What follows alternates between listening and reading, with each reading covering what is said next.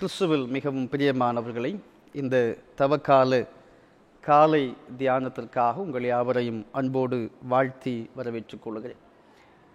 இந்த நாளின் காலை தியானத்திற்காக நமக்கு கொடுக்கப்பட்டிருக்கக்கூடிய தலைப்பு அன்பை பகிர்வோம்.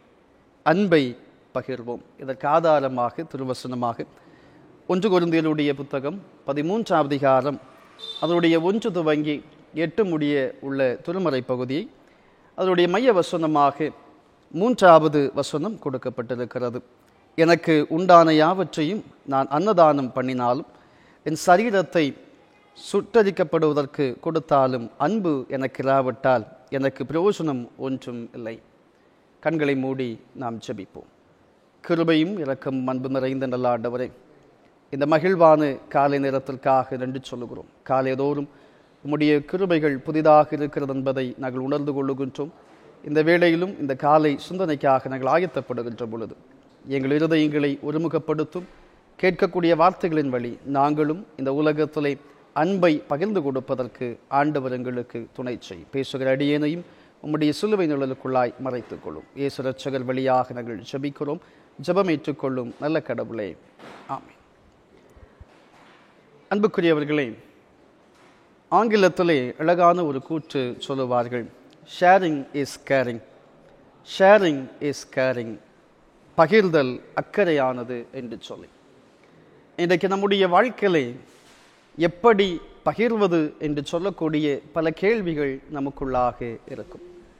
பகிர்வு என்று சொல்லுகிற பொழுது நம்மிடத்தில் இருப்பதை மற்றவர்களோடு கூட கொடுப்பது, நம்மிடத்தில் இருப்பதை மற்றவர்களிடத்திலே கொடுப்பது என்பதுதான் ஷேரிங் என்று சொல்லக்கூடிய காரியம். ஆனால் இந்த ஷேரிங் ஒரு மனிதனுடைய வாழ்க்கையிலே எப்படி வருகிறது என்று சொன்னால், அவனுடைய வாழ்க்கையிலே அன்பு இருக்கிறது என்று சொன்னால், அந்த அன்பின் வழி ஒரு மனிதனுடைய வாழ்க்கையிலே அக்கறை கடந்து வருகிறது. அக்கறையோடு கூட இருக்கிற மனிதன் பகிர்ந்து கொடுக்கின்றான். அக்கறையோடு கூட இருக்கிற மனிதன் பகிர்ந்து கொடுக்கின்றான். அன்பு இன்றைக்கு எல்லாரும் எதிர்பார்த்து இருக்கக்கூடிய ஒன்று, இலவசமாக கிடைக்கிற ஒரு காரியம். இந்த உலகத்திலே அன்பு இல்லை என்று சொன்னால் ஒன்றும் இல்லை என்று சொல்லக்கூடிய நிலை இன்றைக்கு உருவாகி கொண்டிருக்கிறது. எனவேதான் பவுலார் சொல்லுகின்ற பொழுது 1 கொரிந்தியர் 13ஆம் அதிகாரம் 3வது வசனத்திலே, என் சரீரத்தை சுட்டரிக்கப்படுவதற்கு கொடுத்தாலும் அன்பு எனக்கு இராவிட்டால் எனக்கு பிரயோஜனம் ஒன்றுமில்லை என்று சொல்லுகிறான். அன்பு எனக்கு இராவிட்டால் எனக்கு பிரயோஜனம் ஒன்றுமில்லை என்று குறிப்பிடுகிறார். இன்று நாம் அன்பை குறித்து அது எவ்வாறு பகிரப்படுகிறது என்பதையும் உங்களோடு தியானிக்க விரும்புகிறேன். திருமறை இன்றைக்கு நமக்கு 2 விதமான அன்பை குறித்து சொல்லுகிறது. கிரேக்க பாஷையிலே இந்த அன்பிற்கு 2 விதமான வார்த்தைகள் பயன்படுத்தப்படுகிறது. ஒன்று ஃபிலையோ என்று சொல்லக்கூடிய வார்த்தை, மற்றொன்று அகப்பே என்று சொல்லக்கூடிய வார்த்தை. இந்த 2 வார்த்தைகளுக்கான ஆங்கில அர்த்தமும் ஒன்றுதான், லவ் என்று சொல்லக்கூடிய வார்த்தை. ஆனால் இதனுடைய மூல பாஷைகளை நான் பார்க்கிற பொழுது இந்த ஃபிலையோ என்று சொல்லுகிற அன்பு ஒரு மனிதனுக்கு இடையே இருக்கக்கூடிய அன்பு, 2 மனிதர்களுக்கு இடையே இருக்கக்கூடிய அன்பு. இது மனிதனுக்குள்ளே அஃபெக்ஷன் வருகின்ற பொழுது ஏற்படக்கூடிய அன்பு. ஒரு கண்டிஷனல் லவ்வாக, கண்டிஷனல் ஓடு கூட செயல்படக்கூடிய ஒன்றாக இருக்கிறது. ஆனால் இந்த அகப்பை என்று சொல்லக்கூடிய வார்த்தை கடவுள் மனிதன் மீது வைத்திருக்கக்கூடிய அன்பு, அதாவது அன்கண்டிஷனல் லவ் என்று சொல்லலாம், தியாகத்தோடு கூடிய அன்பு என்று சொல்லலாம். இன்றைக்கு நம்முடைய வாழ்க்கையிலே இந்த தியாகத்தோடு கூடிய அன்பு எல்லாராலும் பகிர முடியாது. கடவுள் ஒருவரால் மட்டுமே இன்றைக்கு நமக்கு பகிரப்பட்டிருக்கிறது. இன்று நாம் இந்த வாழும் இந்த உலகில் நாம் எல்லோரும் அன்பை பகிர்ந்து கொண்டுதான் இருக்கிறோம். ஆனால் நம்முடைய அன்புகள் எல்லாமே நிபந்தனையோடு மட்டுமே இருக்கிறது. நிபந்தனை அற்ற அன்பாக இன்றைக்கு நம்முடைய அன்பு இருப்பதில்லை. காரணம், ஒருவர் என் மீது அன்பு காட்டினால் நானும் கைமாறாக அன்பு காட்டுவேன், இல்லை என்று சொன்னால் என்னுடைய வெறுப்புணர்வை காட்டுவேன் என்று சொல்லக்கூடிய ஒரு நிலையிலே தான் இன்றைக்கு மனிதன் போய்கொண்டிருக்கிறான். ஆனால் இன்றைக்கு வரக்கூடிய எல்லா அன்பும் எதிர்பார்த்து நிற்கக்கூடிய ஒன்று, எதையாகிலும் ஒன்றை எதிர்பார்த்து நிற்கக்கூடியதாக இருக்கிறது. ஆனால் இந்த உலகத்திலே எதிர்பாராது கொடுக்கப்பட்ட அன்பை நாம் பார்க்கிற பொழுது யோவான் நற்செய்தி 3ஆம் அதிகாரம் 16வது வசனத்திலே நாம் பார்க்கிறோம், கடவுள் தம் ஒரே மகனை தந்து நம்மீது அன்பு பாராட்டியிருக்கிறார் என்று சொல்லி. கடவுள் தம்முடைய ஒரே மகனை தந்து நம்மீது அன்பு பாராட்டியிருக்கிறார். இது ஒரு தியாகத்தின் அடையாளமாக அது காணப்படுகிறது. தனக்கென்று சொல்லி எதையும் வைத்திராமல் இவ்வுலகத்தின் மக்களுக்கென்று சொல்லி உலகத்திற்காக தம்முடைய மகனை தியாகமாக கொடுத்த ஒரு அன்பைத்தான் நாம் கண்டுகொள்ள முடிகிறது. காரணம், அன்பு இருந்தது. மனிதன் மீது கொண்டிருந்த அன்பு, ஒரு அக்கறை தன்னுடைய மகனை இந்த உலகத்திற்கு பகிர்ந்து கொடுக்கும்படியாக செய்தது. இந்த நாளிலும் 2 சிந்தனைகளோடு உங்களோடு இந்த சிந்தனையை நான் அமைக்க விரும்புகின்றேன். முதல் சிந்தனை, மாயமான அன்பை பகிராதிருங்கள். மாயமான அன்பை பகிராதிருங்கள். நாம் பல நிலைகளில் மாய்மாலமாக நம்முடைய அன்பை வெளிப்படுத்தி கொண்டிருக்கிறோம். எப்படி என்று சொல்லி நாம் பார்க்கிற பொழுது நாம் காட்டக்கூடிய அன்பு பல கேள்விகளோடு கூட தான் அமைகிறது. ஒருவரோடு கூட பேசுகின்ற பொழுது அவருடைய முகத்துக்கு முன்பதாக மகிழ்ச்சியோடு மிகவும் அக்கறையாக நாம் பேசுகின்றோம். ஆனால் அவர் கடந்து சென்ற பின்பு அவரை குறித்து கேவலமான அல்லது கோபமான காரியங்களை நாம் பேசுகின்றோம். இந்த அன்புதான் மாய்மாலமான ஒரு அன்பை இன்றைக்கு நாம் வெளிப்படுத்தி கொண்டிருக்கிறோம். ஆனால் பவுல் சொல்லுகின்ற பொழுது, உங்கள் அன்பு மாயமற்றதாய் இருப்பதாக, தீமையை வெறுத்து நன்மையை பற்றி கொண்டிருங்கள் என்று சொல்லுகிறார். உங்கள் அன்பு மாயமற்றதாக இருப்பதாக என்று சொல்லுகிறார். மாய்மாலமான அன்பு கடவுளாலே வெறுக்கப்படக்கூடிய அன்பாக இருக்கிறது. ஆதியாகமத்தினுடைய புத்தகம் 45வது அதிகாரத்தை நாம் வாசித்து பார்க்கிற பொழுது யோசேப்பினுடைய வாழ்க்கை வரலாற்றை நாம் சிந்திக்க முடியும். தன்னுடைய சகோதரர்களாலே விற்று போடப்பட்டு எகிப்திலே போர்த்திபாருடைய அரண்மனைகளே அங்கே அதிபதியாக மாற்றப்படக்கூடிய இந்த யோசேப்பினுடைய வாழ்க்கையை நாம் சற்று திரும்பி பார்ப்போம் என்று சொன்னால், தன்னுடைய சகோதரர்கள் பஞ்சம் பிழைப்பதற்காக எகிப்திலுக்கு வருகின்ற பொழுது இந்த யோசேப்பு அவர்கள் மீது அன்பு காட்டுகின்றதை நாம் கண்டுகொள்ள முடிகிறது.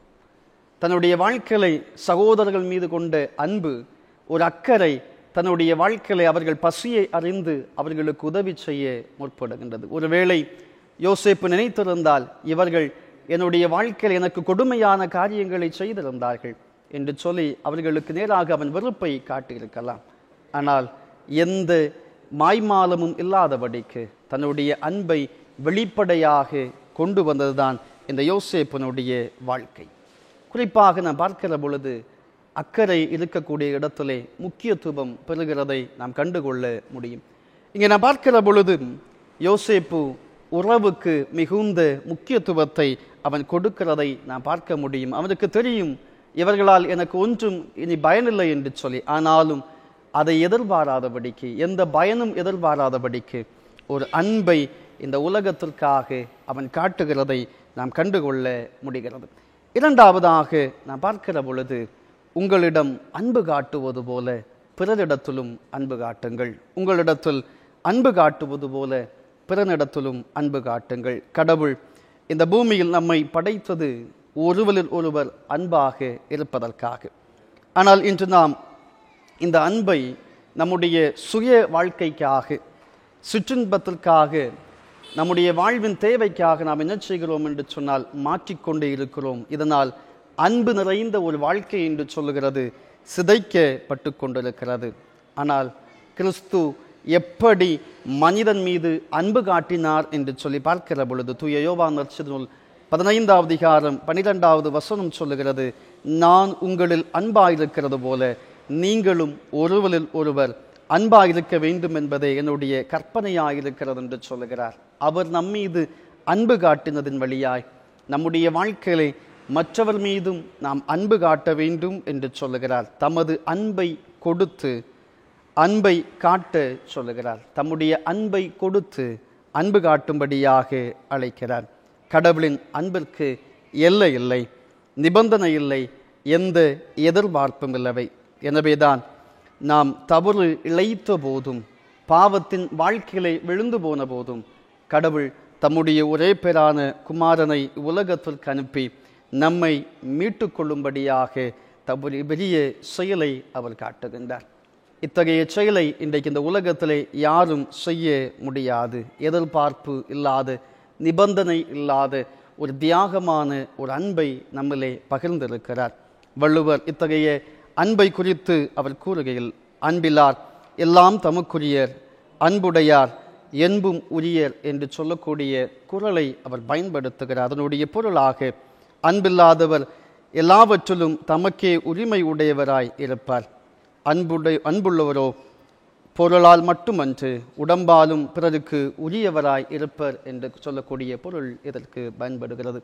அன்புக்குரியவர்களே, இந்த உலகத்தினுடைய வாழ்க்கைகளை, தியாகத்தோடு கூடிய வாழ்க்கை, நிபந்தனையற்ற ஒரு வாழ்க்கைதான் மக்களுக்கு அன்பு பயக்கக்கூடியதாக இருக்கிறது. எனவேதான் கிறிஸ்து தம்முடைய அன்பை சிலுவையில் பகிர்ந்து இன்றைக்கு நம்மை மீட்டு எடுத்திருக்கிறார். நாமும் அன்பை எல்லோரிலும் பகிர்ந்து கொடுப்போம். இந்த பகிர்வு என்று சொல்லுவது அக்கறையும் நம்முடைய வாழ்க்கையில் இருக்க வேண்டும். நிபந்தனை இல்லாது, எதிர்பார்ப்பில்லாத ஒரு அன்பை வெளிக்காட்டுவோம். ஆண்டவர் தாமே இந்த நாளிலும் நம்மை ஆசீர்வதித்து வழிநடத்துவாராக. ஆமீன். கண்களை மூடி நாம் ஆண்டவர் நோக்கி பார்ப்போம். புதிய கிருபைகளை எங்களுக்கு தந்து அதன் வழியாக எங்களை வழிநடத்துகின்ற எங்கள் அன்பின் பரலோக கடவுளை, மகிழ்வான இந்த புதிய நாளுக்காக நன்றி சொல்லுகின்றோம். கடந்த முழுவதும் எங்களை கண்மணி போல பாதுகாத்து இந்த புதிய நாளிலும் ஒரு புதிய கிருபையோடு கூட நாங்கள் காணும்படியாக எங்களுக்கு கிருபை செய்திருக்கின்றீர்.